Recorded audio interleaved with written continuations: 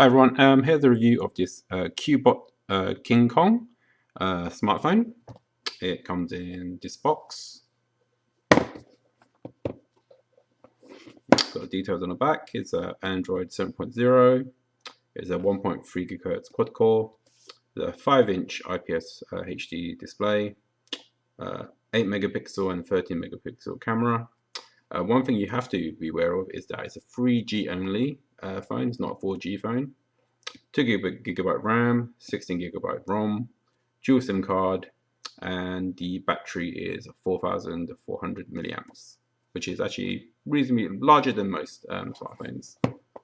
Okay, so if we open it, inside we have the phone itself, a power brick, micro USB cable, a little kind of screwdriver tool to take the SIM cover off, and some paperwork and a guide.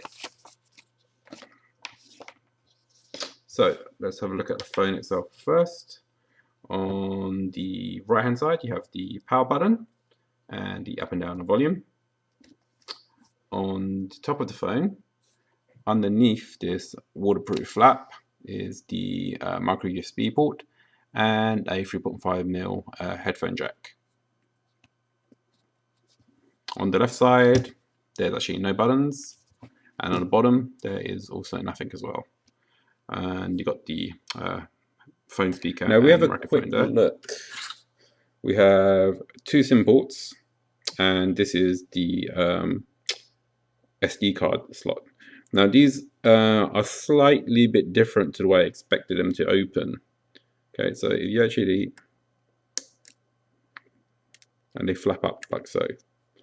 Now be careful because they're relatively flimsy, I think, because I believe that some people who haven't figured out how to open them have actually broken these. So do be careful. Okay, and there was another review that said that it didn't take a standard UK SIM. That's not true. This is a standard Lebara SIM. It's not a nano SIM, it's a micro SIM. So you just drop it in like so, put the cover on and slide it down. And it's the same for the SD card and the secondary SIM, so you have to click them in. So that's not a problem. Okay, so let's have a quick look at the phone now. Just the normal Android startup settings, pretty quick to go through. Pre-installed, there's actually very little, actually there's no bloatware actually at all, so that's good. Let's have a look at the system. So actually, hold on.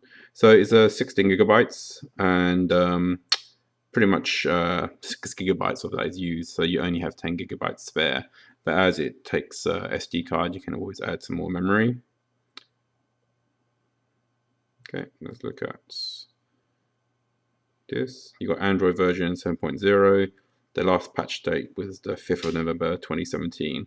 And it's currently August 2018. Okay, so I'm going to compare this Cubot King Kong with a Samsung S8 phone. So you have a look at it. You can see that it's almost a centimeter higher. It's almost a centimeter wider as well. And the thickness is not quite, probably about 50% more. But this phone is actually waterproof and ruggedized. And for a ruggedized phone, it actually is not that heavy actually. It actually feels quite light, which may be a good or bad thing. It comes with a screen protector already attached, which is a good thing, I guess. Okay, let's have a look at the video. This is just a YouTube HD video. I've set the setting to 720 for this one, which is the Cubot King Kong, and this is the Samsung S8. I'm going to also set this to 720 because this is actually a better phone and a better screen, so it might not be a fair comparison, I guess, but let's have a look. So hopefully you can see that the S8, the colors are more vibrant, obviously, because the OLED screen. but from the point of view of how the screens both look, I would say the King Kong is actually very acceptable. It's not a poor screen. It's yeah, it's pretty good actually.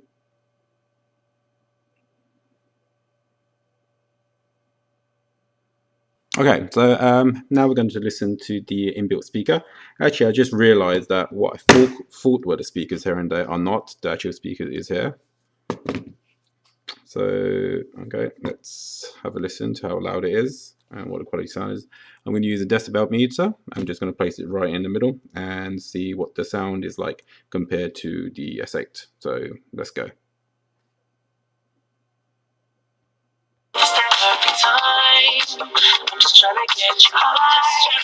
Faded off this touch. You don't need a lonely night, so baby I can make it right.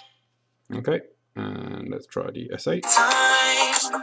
I'm just trying to get you high. Faded off this touch.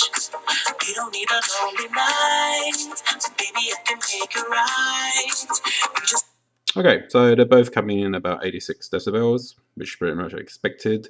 Sound quality is better on this one, but that might just be because the speaker is here, whereas the speaker's on a back and the phone is flat, so the quality might not be as good.